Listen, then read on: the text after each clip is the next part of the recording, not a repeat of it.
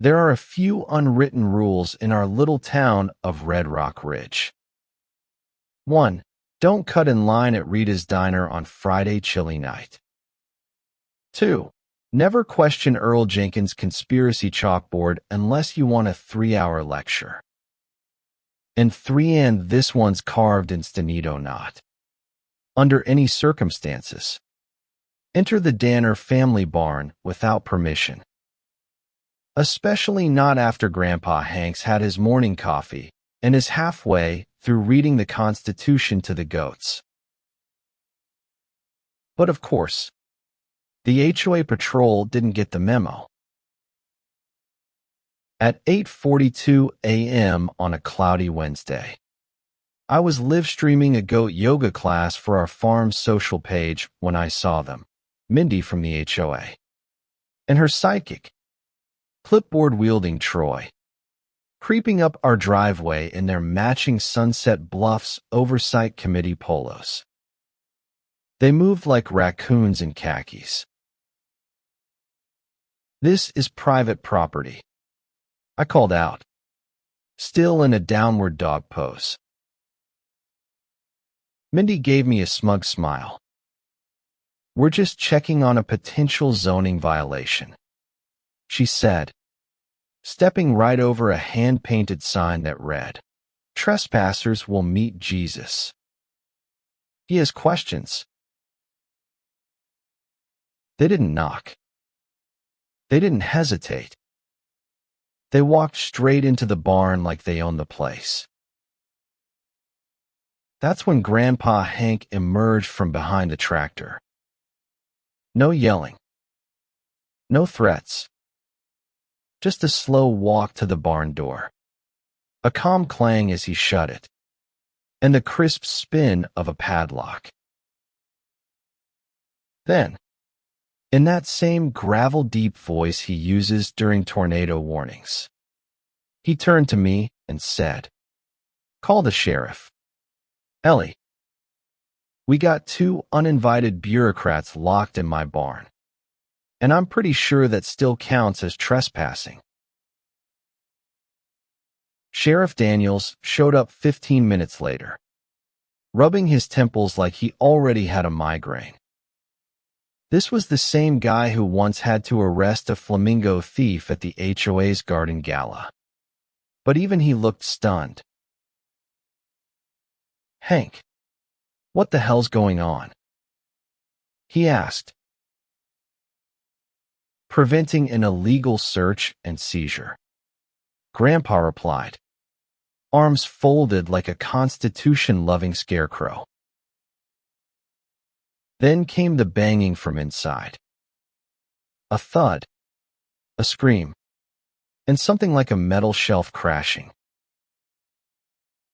"There's something down here," Troy shouted. It moved. See, this wasn't just about a zoning complaint. The HOA had been butting heads with our family for years. It started when Grandpa used decommissioned military parts to build a wind-powered irrigation system. Then came the chicken choir. Then the oversized American flag on a flagpole tall enough to tickle passing clouds. But the barn. The barn drove them nuts. No one but Grandpa had ever seen past the first room. It had 3 padlocks, walls lined with thick metal, and a weather vane that blinked red once every few years only when the sky looked wrong. When I unplugged it like Grandpa told me, things went quiet. Until they didn't. Nancy's scream from inside wasn't just scarred, it was terrified. They'd found a hatch, a staircase, something under a tarp. Sheriff Daniels asked Grandpa, "What's under there?"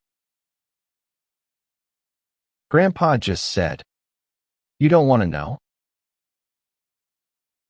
But then I did something stupid. I live-streamed the moment.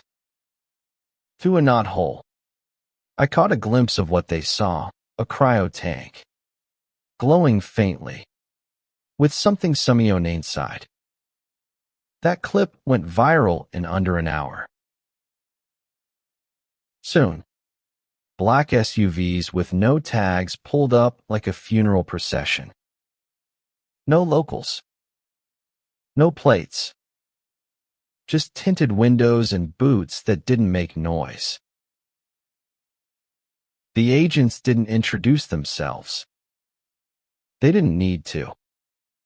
One of them said, "We're here for Walter Danner." "You'll have to be more specific," Sheriff Daniels replied. "There's two of them now." Grandpa finally admitted it. The man inside that tank. His twin brother, Will. A Cold War whistleblower who tried to expose something called Project Crosswinda behavioral experiment that used civilians as data points. When Will tried to go public, they tried to erase him. So Grandpa froze him. "We preserve the truth," he said. The agents demanded the tank. Grandpa refused. That's when I stepped out, holding my phone up, streaming again. "Try anything. And 7 million people are watching," I said.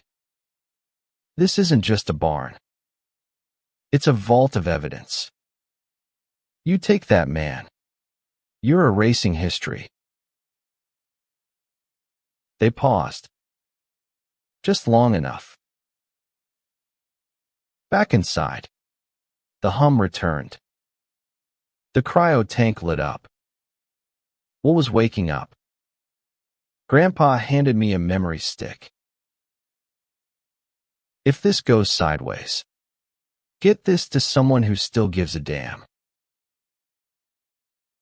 Will opened his eyes. No gasp. No drama. Just a slow look around. And a whisper only I caught.